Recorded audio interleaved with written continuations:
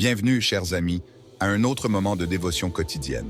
Aujourd'hui, nous plongerons dans une histoire qui transcende le temps, une histoire de grâce, de restauration et d'une table royale. Aujourd'hui, notre thème est quelque chose que nous aspirons tous, nouvelle histoire. Nous sommes dans le deuxième livre de Samuel, chapitre 9, versets 6 à 12. Préparez-vous à être inspiré et ému par la grâce extraordinaire que nous trouvons dans ce passage.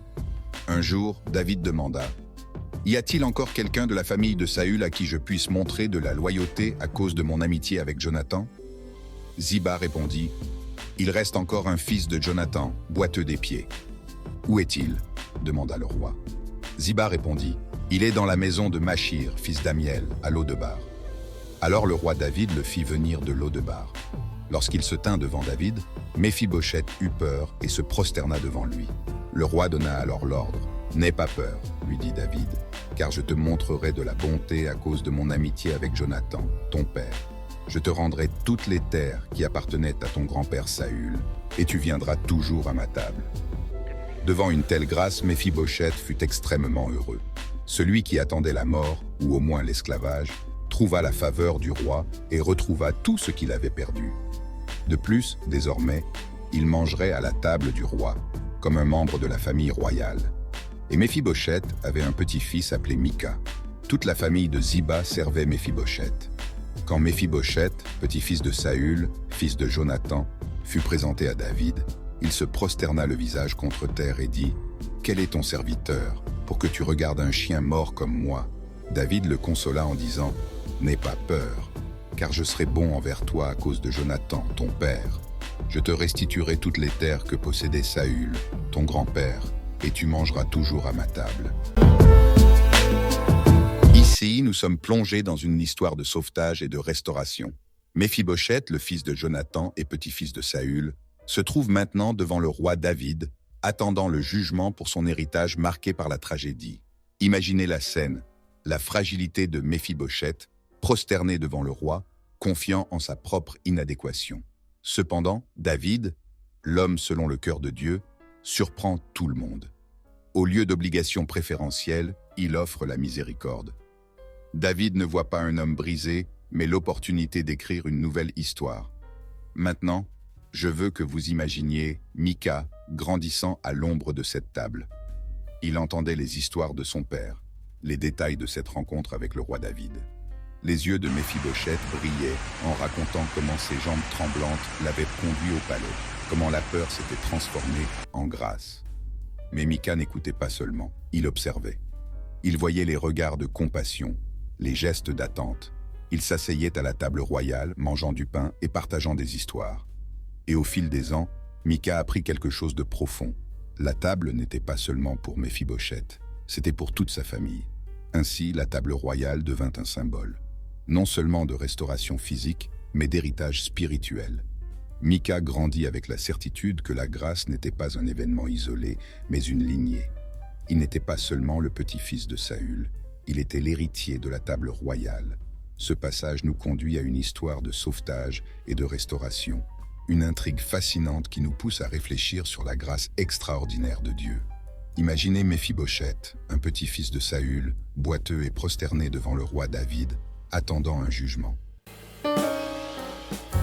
David, l'homme selon le cœur de Dieu, surprend tout le monde en offrant miséricorde au lieu de condamnation. Il ne voit pas un homme brisé, mais une opportunité d'écrire une nouvelle histoire. Et cela nous amène à nous interroger. Qu'est-ce qui nous empêche de croire que Dieu peut réécrire notre histoire? Parfois, nous nous sentons comme Méphibosheth, perdus dans des situations tragiques, incapables d'imaginer un avenir meilleur. Mais Dieu ne s'arrête pas à notre brisement. Il offre grâce, amour et la promesse d'une nouvelle histoire pleine d'espoir et de dessein. J'invite chacun de vous à se prosterner devant le roi des rois, enregistrant vos fragilités, permettant à Dieu de vous conduire vers une nouvelle histoire. Parfois, nos vies semblent arides comme Lo-debar. Nous nous sentons boiteux, oubliés, éloignés de la grâce. Mais Dieu nous invite à sa table. Il nous restaure, nous accueille et fait de nous une partie de sa famille. Et, comme Mika, nous sommes appelés à perpétuer cette grâce. Pas seulement pour nous-mêmes, mais pour nos enfants, petits-enfants et les générations futures.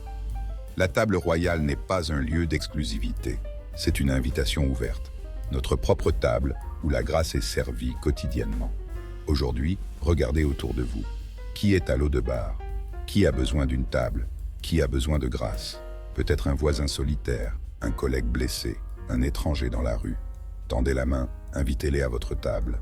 Partagez le pain, racontez des histoires, faites-les se sentir partie de la famille. Et souvenez-vous, ce n'est pas nous qui choisissons ce qui va à la table, c'est le maître qui choisit. Que la table royale s'étende à travers nous, comme un héritage d'amour et d'accueil. Prions. Nous te remercions, Seigneur, pour le privilège de vivre des expériences que nous ne méritons pas, pour la générosité de donner à nos enfants ce que nous n'avons pas eu, mais que tu nous as accordé, Jésus. Je déclare que ce message deviendra un outil de guérison pour l'identité de milliers, à l'intérieur et à l'extérieur de notre nation. C'est ce que tu fais quand tu nous rencontres, Jésus, et tu nous as déjà rencontrés. Notre identité, Seigneur Jésus, est fondée sur ta parole, pas sur les opinions des autres. Tu es notre Dieu, notre Père, qui ne nous laisse jamais ressentir la solitude, l'abandon ou l'oubli dans la vie. Ne nous laisse pas croire que le début difficile déterminera la fin, car plus crucial que le commencement est le dénouement. Et tu es là, Seigneur Jésus, nous ne sommes jamais oubliés. Transforme des vies, restaure des histoires perdues, et le temps reconstruira des récits qui ont commencé de manière dramatique et sans espoir. Jésus, maintenant, fait partie intégrante de chaque histoire, apportant la grâce aux foyers, aux familles, aux cœurs et aux esprits blessés par les complexités de l'infériorité. Tu es le Dieu qui écrit de nouvelles histoires, surnaturelles, et c'est en quoi nous croyons et prions en ton nom, Jésus. Amen. Merci de vous joindre à nous dans cette dévotion. Partagez cette vidéo avec ceux qui ont besoin de se rappeler du pouvoir transformateur de l'amour de Dieu. Jusqu'à la prochaine fois, que la paix du Seigneur soit avec vous.